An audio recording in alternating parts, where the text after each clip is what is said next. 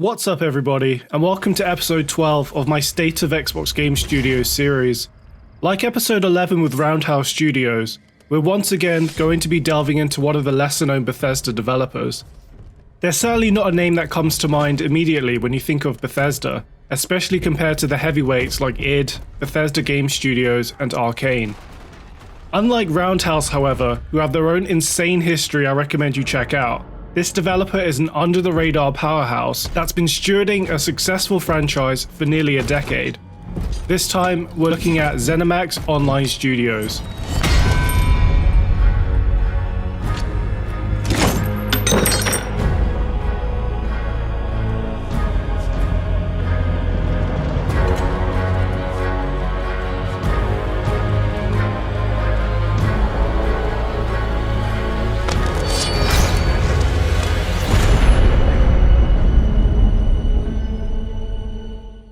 Founded in August 2007, ZeniMax Online Studios is a Maryland-based developer that was built to specialize in the creation of a massively multiplayer online game.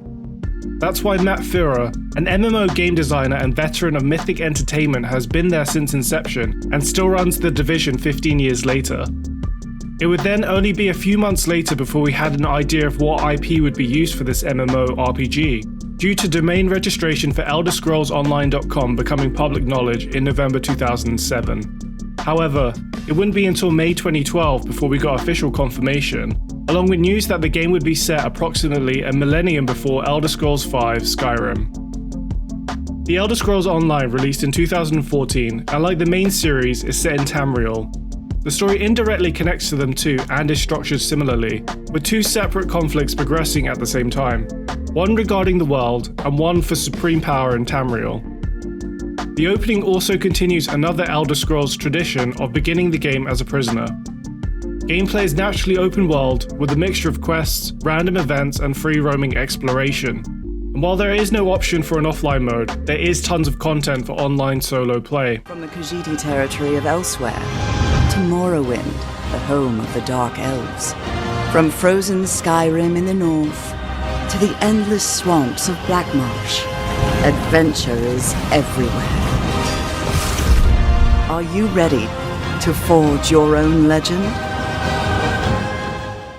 Whilst this all sounds good to the average Elder Scrolls fan, unfortunately, the game was not a critical success at launch, only scoring a 71 on Metacritic. However, as is the case with many MMOs, perhaps most notably with Final Fantasy XIV, there was a re-release and rebranding to the Elder Scrolls Online Tamriel Unlimited. This version released in May 2015, and perhaps the biggest change was to the pricing model.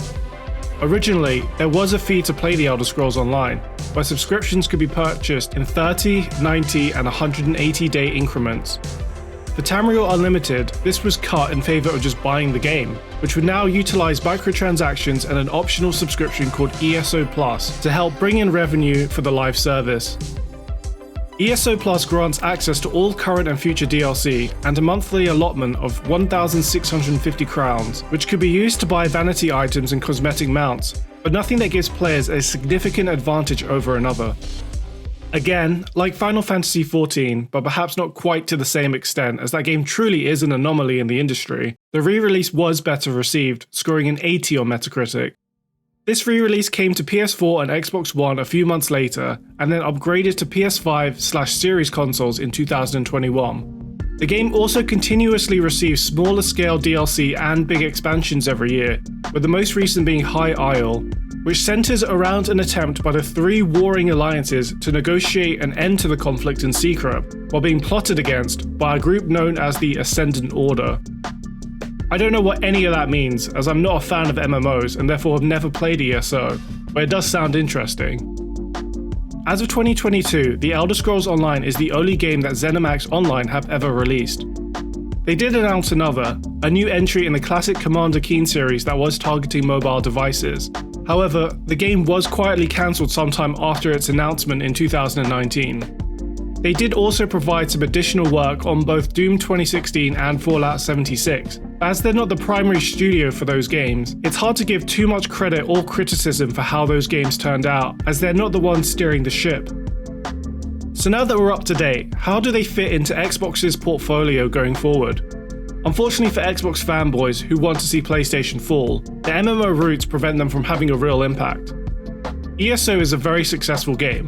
In fact, Pete Hines, vice president of Bethesda, called it the most successful Bethesda game from 2017 to 2021, as more than 18 million copies were sold by 2021, having around 2.5 million monthly active players since 2017. Yet as successful as all this is, the game is remaining on PlayStation. Just like MLB The Show from Sony San Diego, we're in a new era of gaming where live service-esque games will be multi-platform despite them being developed by a first-party developer. This makes sense for where the industry is in 2022. However, this means that these first-party developers can't be a true differentiator when deciding which ecosystem to join, regardless of how good the game is. To be fair, there are reasons to believe that ZeniMax Online might finally release something new this generation. In December 2020, they formed a satellite office in San Diego to work on an original IP. Their website also claims that they're hard at work on this brand new IP, which they reference as AAA. As it's a new IP, this could be exclusive. However, we're now 15 years into the developer, and they've still only released one game. The only other game they properly announced was cancelled, and they still claim that they don't have anything to share on this project right now. Even if the game does release this generation, we'll be so far into it that the success of PS5 and Series consoles will already be decided by other first-party developers within their respective portfolios. ZeniMax Online Studios are undoubtedly a great studio that know exactly what they're doing in the MMO space. They're just not going to affect the state of Xbox anytime soon.